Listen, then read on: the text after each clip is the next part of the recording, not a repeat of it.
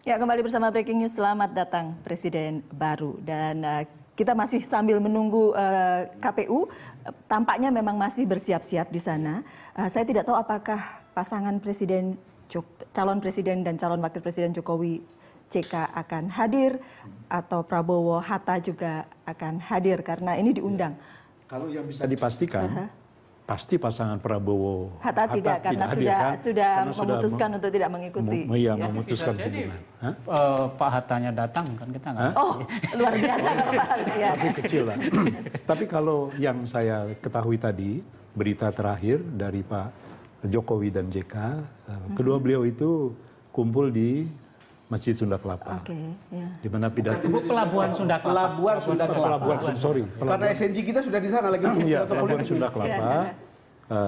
Di mana nanti keduanya akan mengeluarkan pernyataan sebagai presiden dan wakil presiden setelah penghitungan resmi begitu. Iya, saya tidak tahu apakah Pak Jokowi JK kalau rencananya sih memang di Sunda Kelapa, tetapi kabar yang saya terima dari teman-teman di KPU, mereka di sana, oh Jokowi JK akan datang, tapi tidak tahu apakah kemudian datang betul atau tidak, karena kalau kita lihat gambar di sini, ya di KPU masih siap-siap para wartawan, ini para jurnalis nih ya, masih menunggu semuanya.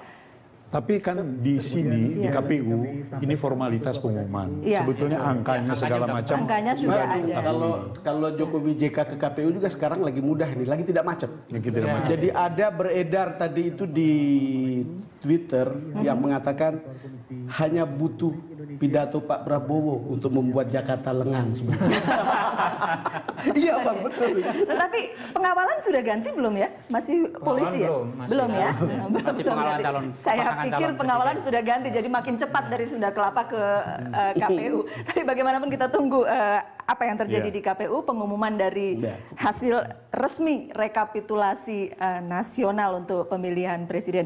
Tadi kita bicara soal sistematis. Ya, masif. Kalau sistematis itu kan biasanya gerakannya itu nggak terlihat, tetapi gejalanya sama. Jadi kalau katakanlah dalam konteks kompetisi, maka kalau ada pelanggaran sistematis itu berarti ada suatu upaya, tetapi muncul gejala-gejala di mana biasanya salah satu pasangan calon saja yang diuntungkan, di gejala-gejala itu terlihat. Nah kalau struktur itu biasanya ada menggunakan struktur pemerintah atau struktur kepemiluan yang itu sekali lagi biasanya hanya dalam bentuk bukti-bukti yang memang secara hukum susah dibuktikan tapi muncul. Nah sementara kalau kita bicara masif ya. Itu ya berarti terjadi di banyak tempat. Kalau sekian TPS, berapa yang disebut masif? Itu yang jadi masalah. Gitu? Kalau kita